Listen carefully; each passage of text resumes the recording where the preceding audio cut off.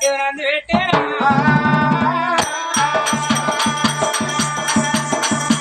అమ్మమ్మ ఇప్పటికైనా అప్పటికైనా ఎటువంటి భర్తని ఎక్కిరేద్దు ముసలుడు భర్తని మూతి పొట్టడు రాదు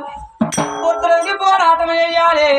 భర్తను మించిన భాగ్యము భార్యకి ఉన్న భార్య మించిన భాగ్యం భర్తకి ఉంది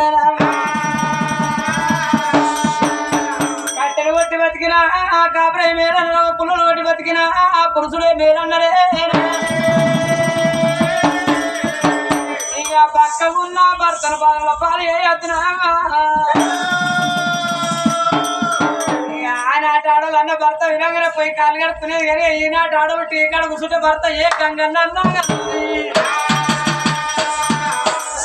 నువ్వు తింటేది నువ్వు పంచవండి అంటారు వాళ్ళు ఏంటి అంటే ఏందిరా అంటాను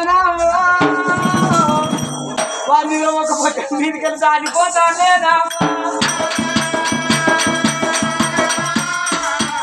మరి అందుకే అందరూ వారికి సేవల్ల సేవ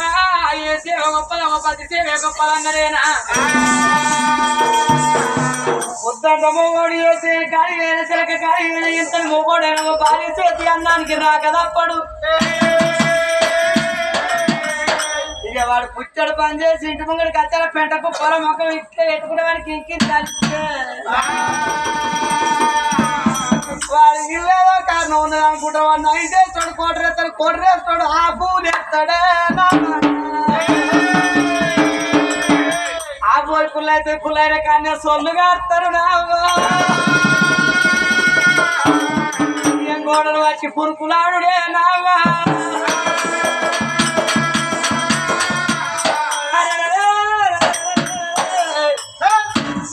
అత్తమామ సేవ చేసిన ఆడవిళ్ళ కావుసి ఎక్కువ అందరు భర్త ప్రాత సేవ చేసిన ఆడదానికి బాక్యం ఎక్కువ అందరమ్మ